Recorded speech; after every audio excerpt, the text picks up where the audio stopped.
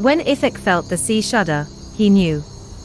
The wind had already fallen like a dead thing from the sky, gasping as it succumbed upon the iron swells, breathing its last to his mariner's ears. The sky always knew first. The sea was slow, dreadful slow, to come around. The sea shook again, or, rather, seemed to drag beneath their keel. Up in the crow's nest Keem screamed, as he was tossed out like a kitten.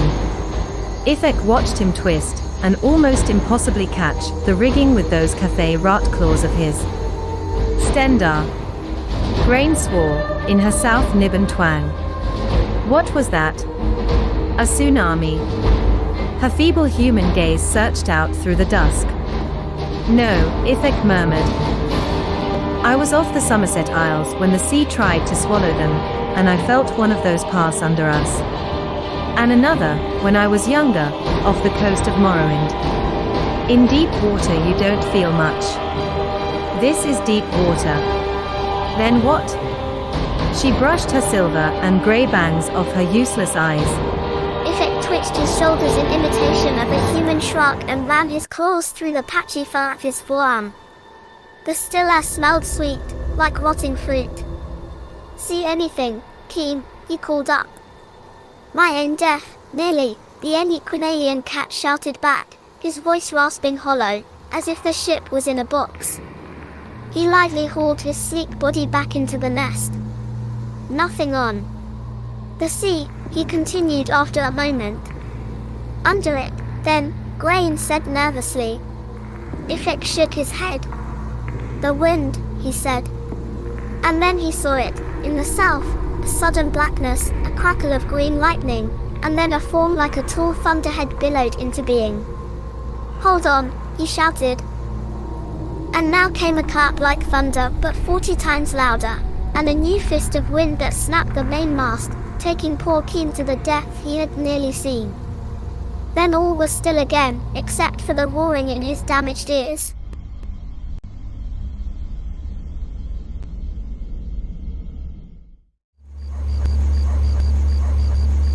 By the gods, what can it be? He barely heard Grain ask. The sea doesn't care, Ifek said, watching the dark mass move toward them. He looked around his ship. All of the masts were broken, and it appeared that half the crew was already gone. What? Not many Kaji take to the sea, he said. They'll bear it for trade, to move skooma around, but few there are who love her. But I've adored her since I could mule. And I love her, because she doesn't care what the gods or Daedra think. She's another world, with her own rules. What are you going on about? I'm not sure, he admitted. I feel it, I don't think it. But don't you think, doesn't it feel like? He didn't finish. He didn't need to. Grain stared out toward the thing. I see it, now, she said. Yes. I saw an Oblivion gate open once, she said. When my father worked in Lair. I saw things, it feels a little like that. But Martin's sacrifice, they say it can't happen again. And it doesn't look like a gate. It wasn't shaped like a thunderhead, Ifek realized. More like a fat cone, point down. Another wind was starting up, and on it something unbelievably foul. It doesn't matter what it is, he said. Not to us. And a few instants later it didn't. Sol's throat hurt, so he knew he had been screaming. He was soaked with sweat, his chest ached, and his limbs were trembling. He opened his eyes and forced his head up so he could see where he was. A man stood in the doorway with a drawn sword. His eyes were very wide and blue beneath a shock of curly, barley-colored hair. Swearing, Sol reached for his own weapon where it hung on the bedpost. Just hold on there, the fellow said, backing up. It's just you've been hollering so. I was worried something was happening to you. The dream light was still fading, but his mind was starting to turn.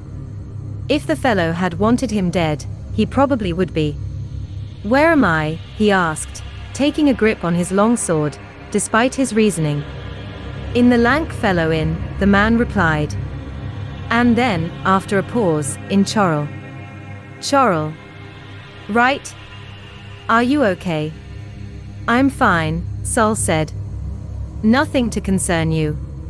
"Ah, yes." The man looked uncomfortable. "Do you, scream like that every—" "I won't be here tonight," Sol cut him off. "I'm moving on." "I didn't mean to offend." "You didn't," Sol replied. "The breakfast is out, down there." "Thank you. Please leave me." The man closed the door. Sol sat there for a moment, rubbing the lines in his forehead. "Azura," he murmured. He always knew the prince's touch, even when it was light. This had not been light. He closed his eyes and tried to feel the sea jump beneath him, to hear the old Khajiit captain's words, see again through his eyes. That thing, appearing in the sky, everything about it stank of oblivion. After spending 20 years there, he ought to know the smell. "Wuhan," he sighed. "It must be you, Wuhan, I think. Why else would the prince send me such a vision? What else would matter to me?" No one answered, of course. He remembered a little more, after the Khajiit had died. He had seen Ilse-Heaven as he last saw her, pale and lifeless, and the smoking Shutterlands that had once been Morrowind. Those were always there in his dreams, whether Azura meddled with them or not. But there had been another face, a young man, Colovian probably, with a slight bend in his nose. He seemed familiar, as if they had met somewhere.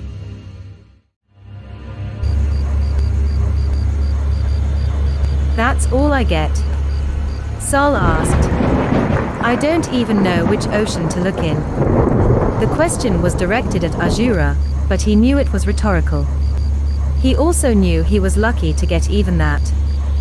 He dragged his wiry grey body out of bed, and went over to the wash basin to splash water in his face and blink red eyes at himself in the mirror. He started to turn away when he noticed, behind him in the reflection, a couple of books propped in an otherwise empty shelf. He turned, walked over, and lifted the first. "Tales of Southern Waters," it announced. He nodded his head and opened the second. "The Most Current and High Adventures of Prince Atribus," this one read. And there, on the frontispiece, was an engraving of a young man's face with a slightly crooked nose. For the first time in years, Sol uttered a hoarse laugh. "Well, there you go," he said. "I'm sorry I doubted you, my prince." An hour later, armed and armored, he rode south and east, toward madness, retribution, and death. And though he had long ago forgotten what happiness was, he imagined it must have been a bit like what he felt now.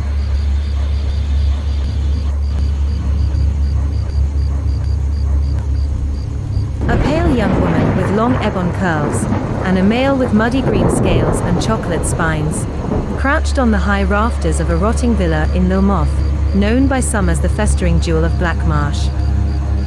"You're finally going to kill me," the reptile told the woman. His tone was thoughtful, his saurian features composed in the faint light bleeding down through the cracked slate roof. "Not so much kill you as get you killed," she answered, pushing the tight rings of her hair off her face and pressing her slightly aquiline nose and grey-green gaze toward the vast open space beneath them. "It works out the same," the other hissed. "Come on, Glim," Anaig said, tossing herself into her father's huge leather chair and clasping her hands behind her neck. "We can't pass this up." "Oh, I think it can be safely said that we can," Meglim replied. He lounged on a low weave cane couch, one arm draped so as to suspend over a cypress end table whose surface was supported by the figure of a crouching Khajiit warrior. The Argonian was all silhouette, because behind him, the white curtains that draped the massive bay windows of the study were soaked in sunlight. "Here are some things we could do instead." He ticked one glossy black claw on the table. "Stay here in your father's villa and drink his wine. The second claw came down. Take some of your father's wine down to the docks and drink it there. The third. Drink some here and some down at the docks. Glim, how long has it been since we had an adventure? His lazy lizard gaze traveled over her face. If by adventure you mean some tiring or dangerous exercise, not that long. Not long enough anyway. He wiggled the fingers of both hands as if trying to shake something sticky off them, a peculiarly Lilmothian expression of agitation. The membranes between his digits shone translucent green. Have you been reading again? He made it sound like an accusation, as if reading was another way of referring to, say, infanticide. A bit, she admitted. What else am I to do? It's so boring here. Nothing ever happens. Not for lack of your trying, Glim replied. We very nearly got arrested during your last little adventure. Yes, and didn't you feel alive, she said. I don't need to feel alive, the Argonian replied. I am alive. Which state I would prefer to retain. You know what I mean. Huff. That's a bold assertion, he sniffed. I'm a bold girl. She sat forward. Come on, Glim. He's a crocodile. I am certain of it. And we can get the proof. First of all, Glim said, there's no such thing as a were crocodile. Second, if there were, why on earth would we care to prove it? Because people would want to know. We'd be famous. And he's dangerous. People around there are always disappearing. In Pussbottom? Of course they are. It's one of the dodgiest parts of town. Look, she said. They've found people bitten in half. What else could do that? A regular crocodile. Lots of things, really. With some effort, I might be able to do it too. He fidgeted again. Look, if you're so sure about this, get your father to talk under Warden Efton into sending some guards down there. Well, what if I'm wrong? Father would look stupid. That's what I'm saying, Glim. I need to know for sure. I must find some sort of proof. I've been following him, you've what? He gaped his mouth in incredulity. He looks human, Glim, but he comes and goes out of the canal like an Argonian. That's how I noticed him. And when I looked where he came out, I'm sure the first few steps were made by a crocodile, and after that by a man.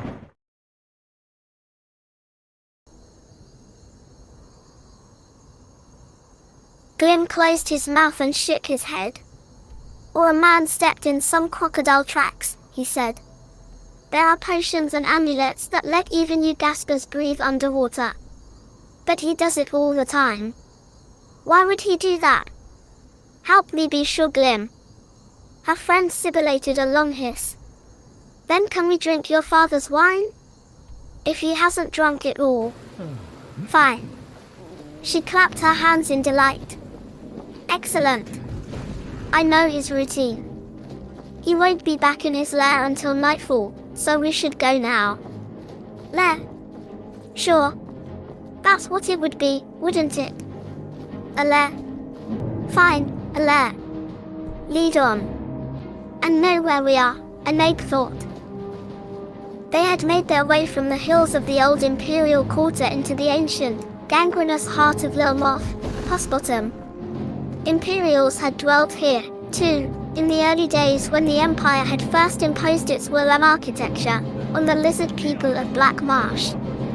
Now only the desperate and sinister dwelt here, where patrols rarely came, the poorest of the poor, political enemies of the Argonian and Zilil party, that now dominated the city, criminals and monsters.